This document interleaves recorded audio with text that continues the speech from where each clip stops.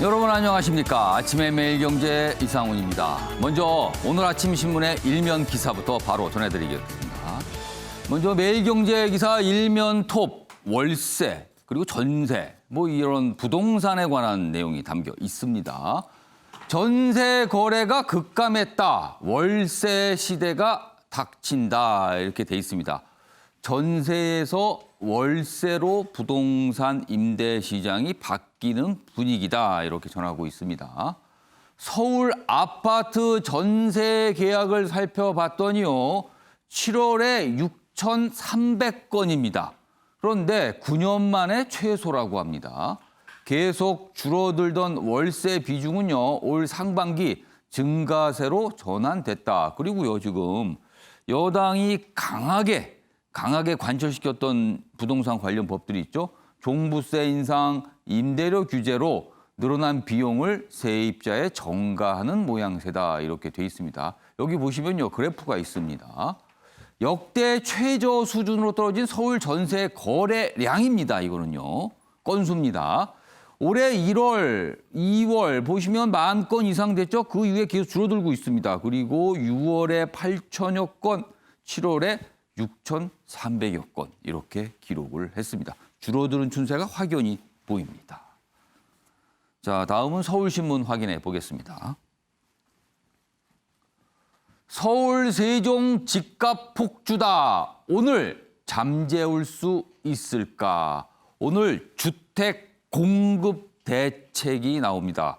그동안 부동산 대책 주로 수요 쪽을 좀 옥죄는 방향 아니냐 이런 지적 받았는데 오늘 공급에 관한 내용이 나옵니다. 집을 얼마나 더 지을 것인가 이 내용입니다. 서울 1.12% 인상 7개월 만에 최대 상승이다. 역세권 재건축 용적률을 400%에서 500%로 높인다. 그리고 35층 서울 지역은요 35층 이상 주택이 안 되는데요. 35층 룰 완화한다. 그리고 10만 가구 플러스 알파 이 정도 내용이 오늘 나올 수 있다. 이렇게 전망을 하고 있습니다. 자, 이번엔 조선일보 보겠습니다. 기사가 이쪽 끝에 있습니다. 장마에 관한 얘기입니다. 41일을 쏟아붓고 또 옵니다. 오늘도 비 내립니다. 어제 평택 가평에서 7명 사망 실종입니다. 인명피해 계속 나고 있어요. 중부 지역 내일까지 집중호우 예상되고 있고요. 위기경보 최고 단계 심각으로 격상했다. 이런 내용이 있습니다. 여기 사진 좀 잠깐 봐주세요. 사진 보시면요. 지금 중부지방에 폭우가 내리고 있는데요. 여기 지금 보면은 여기 보세요. 이 충남 천안입니다. 충남 천안인데요. 이 자동차 문 위 중간까지 와 있고요. 지금 보면 허리 부분까지 물이 이렇게 차 있습니다. 이 정도로 지금 폭우가 중부지방에 내리고 있습니다. 여기가 도로인데요. 지금 여기가 좀 낮은 지역이니까 이렇게 됐죠. 이쪽에 보면 차들이 기다리고 있습니다. 깜짝 놀라고 멈춰 있는 거죠, 지금. 이런 모습이 포착되고 있습니다. 마지막으로 한국일보 보겠습니다.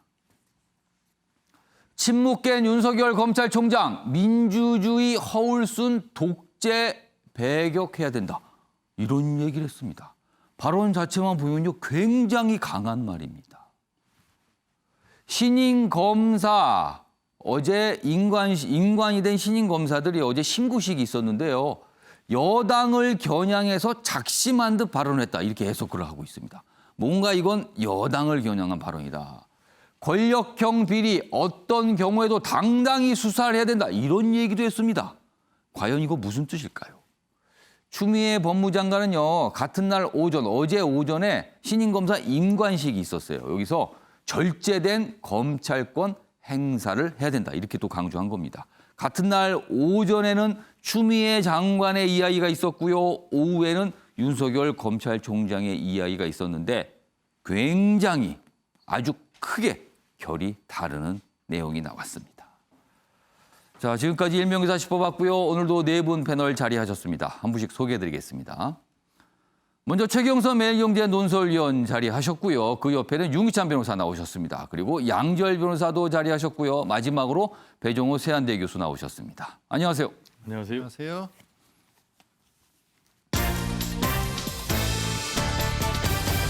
오늘 다룰 주요 이슈를 정리했습니다. 아침을 여는 키워드 4가지가 준비되어 있는데요. 첫 번째 키워드는요. 비입니다. 사실은요.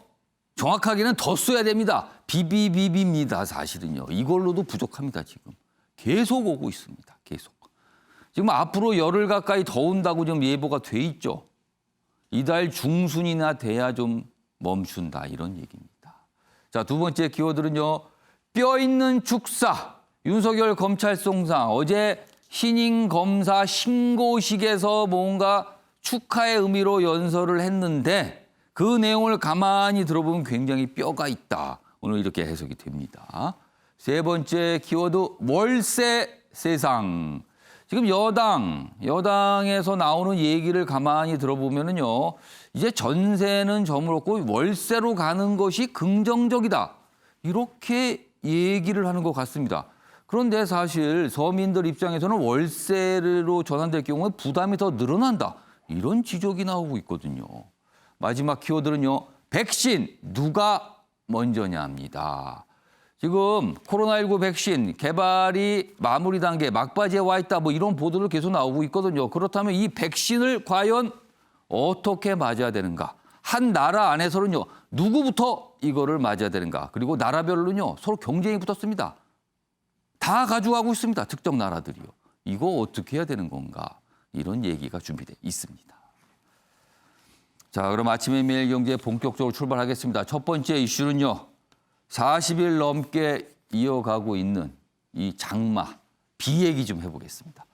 피해가 속출하고 있죠? 이렇습니다. 매일경제 기사인데요. 토사가 삼킨 가평 펜션입니다. 지금 사진에도 나와 있죠?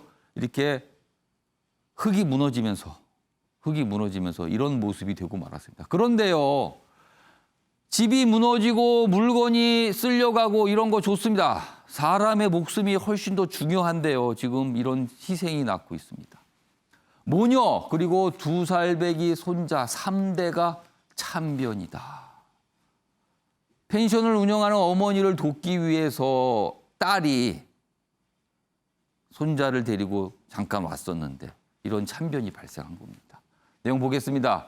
매몰 사고로 인명피해 속출하고 있습니다. 평택 공장에서도 뒷산 산사태, 근로자 3명 사망, 1명은 중상입니다. 도로 옹벽 붕괴로 아수라장이 된 곳이 있고요. 침수 늘면서 도시 기능이 마비되고 있습니다. 앞서 사진 보셨죠? 도로가 저렇게 저수지처럼 바뀌고 있습니다.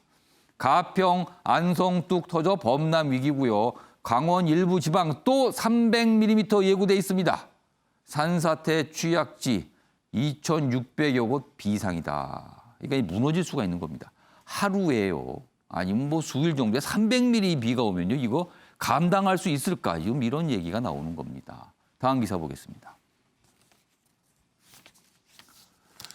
80평생 이런 물난리는 처음이다. 이렇게 돼 있습니다. 연일 퍼부으니 복구 손도 못 댄다. 폭우 피해 큰 안성 그리고 충주 주민들의 이야기입니다. 흙과 물을 퍼내도 다시 또 물이 밀려들고 있는 겁니다. 그러니까 한번 피해를 봤는데 비가 좀 그쳐야 복구를 하든 수습을 하다는데 계속 내리고 있습니다.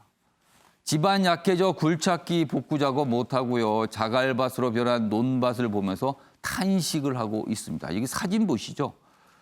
고구마 밭인데 쑥대밭이 됐습니다. 그리고 그 옆에 사진은요. 산사태로 길이 완전히 파였습니다. 이렇게. 개울처럼 바뀐 모습. 곳곳에서 지금 중부지방 곳곳에서 벌어지고 있습니다. 자, 그럼요. 좀 더 자세한 소식을 좀 알아봐야겠는데요. 어제 오후 최고점을 찍었던 한강 잠수교 수위가 밤사이 비가 좀 소강 상태를 보이면서요. 조금씩 좀 낮아지고 있다고 합니다. 자, 그럼 현장에 나가 있는 취재기자 연결해 보겠습니다. 한강 잠수교에 나가 있는 노태영 기자 지금 연결돼 있는데요. 노태영 기자, 지금 상황 좀 전해주시죠. 네, 저는 지금 잠수교에 나와 있습니다. 어제 저녁부터 소강 상태를 보이던 비가 오늘 새벽 잠시 내리다가 지금은 또 그친 상태입니다. 제주도 잠수교 난간이 조금 보이기는 하지만 대부분은 잠겨 있습니다. 그제 저녁부터 차량 통행이 제한되기 시작한 이곳은 어제 오후 한때 수위가 8.8m에 이르기도 했었습니다. 지금은 조금 내려가 7.2m 정도 수위를 보이고 있지만 여전히 지날 수는 없습니다. 북한강 쪽에 있는 댐들인 청평댐과 의암댐, 춘천댐이 사흘째 방류를 계속하고 있는데요. 특히 한강 수위에 직접적인 영향을 주는 팔당댐이 지금도 숨은 15개 가운데 10개를 열고 초당 8,000톤이 넘는 물을 흘려보내고 있습니다. 현재 팔당댐은 제한 수위에 불과 1m 안팎으로 근접한 상황이라 방류량을 더 늘릴 가능성도 있는데요. 이곳 댐에서 방류한 물은 4시간 반 정도면 서울 한강대교에 도착합니다. 한강 수위에 따라 도로 운행이 제한되는 만큼 경찰 등 당국의 안내에 귀를 기울여야 하는 상황입니다. 어제 오전부터 통제됐던 올림픽대로와 여의도를 연결하는 여의 상류와 하류 나들목의 통행은 오늘 새벽 해제됐지만 올림픽대로에서 강서구 개화동과 방화동으로 향하는 길목인 개화 육관문 부분은 여전히 통제 상태입니다. 이외 올림픽대교와 동부간선도로 일부 구간은 어제 한때 통제됐다가 지금은 소통이 가능한 상황인데요. 다만 지금 출근 시간 비가 예보된 데다 한강변 간선도로 통제 구간은 수위 변화에 따라 언제든 변경될 수 있으니 각별히 신경 쓰셔야 될 것 같습니다. 지금까지 잠수교에서 MBN 뉴스 노태현입니다. 네, 노태현 기자 아침 일찍 수고하셨습니다. 자, 그럼 도대체 한반도를 둘러싸고 고압대, 저압대 여러 가지 있는데 어떤 모습인지 지금부터 좀 알려드리겠습니다. 한겨레 기사인데요. 이 지도부터 좀 크게 잡아주시기 바랍니다. 여기 보시면 기후변화로 독해진 장마가 강타한 한중일 이렇게 돼 있습니다. 앞서서 일본 엄청난 피해 났죠. 그리고 중국도 말도 못합니다. 이제 우리 순서까지 온 겁니다. 지금요. 자, 그럼 한반도 주변에 어떻게 돼 있는지 한번 보겠습니다. 이 아래쪽은요. 북태평양 고기압입니다. 이거 뜨거운 공기죠. 이 북태평양 고기압에 들어가게 되면요. 폭염이 오는 겁니다. 그래서요. 이 북태평양 고기압이 남부지방에는 걸쳐 있습니다. 그런데 중부지방은 비껴 있죠. 남부지방 그래서 지금 폭염이거든요. 자, 그리고 위쪽으로 갑니다. 한반도 북쪽에 보면은요. 여기 보면 차가운 기운이 남하돼 있습니다. 왜 그런가 하면요. 기후변화 탓에 북극이 이상고온 현상이죠. 찬 기운이 밑으로 밀린 겁니다. 이게 찬 기운이 한반도까지 내려오면서 여기는 찬 기운이고요. 여기는 뜨거운 기운이잖아요. 그 사이에가 중부지방이 있는 겁니다. 그러면서 중부지방에 장마전선, 이른바 정체전선이 이렇게 형성이 돼서 계속 비가 옵니다. 자, 그런데요. 이 비를 더욱더 거칠게 만드는 존재가 바로 여기 있습니다. 여기 보시면 태풍입니다. 태풍 하구핏. 채찍질이라는 이름의 뜻의 필리핀 말인데 태풍 하구핏이 올라오고 있는데 이 태풍이요. 계속 수증기를 이 정체 전선에 밀고 있는 겁니다. 바람은 그다지 세지 않을 수 있으나 수증기를 계속 유지시키니까 비가 끊임없이 내리고 있는 겁니다. 지금 이런 상태에 있습니다. 자, 그럼 기사 내용 보겠습니다. 북상길 막힌 장마전선 내일까지 500mm 더 쏟아부을 듯하다. 중부지방 얘기입니다. 통상적으로는요. 장마가 끝나면 이 장마전선이 위로 올라갑니다. 그러면서 없어지거든요. 근데 여기 멈춰 있습니다. 그냥. 자, 여기 보시면 중국과 일본에서 세력을 키운 슈퍼장마 태풍 하구피까지 겹치며 서울, 경기, 강원, 영서 등을 맹습하고 있다.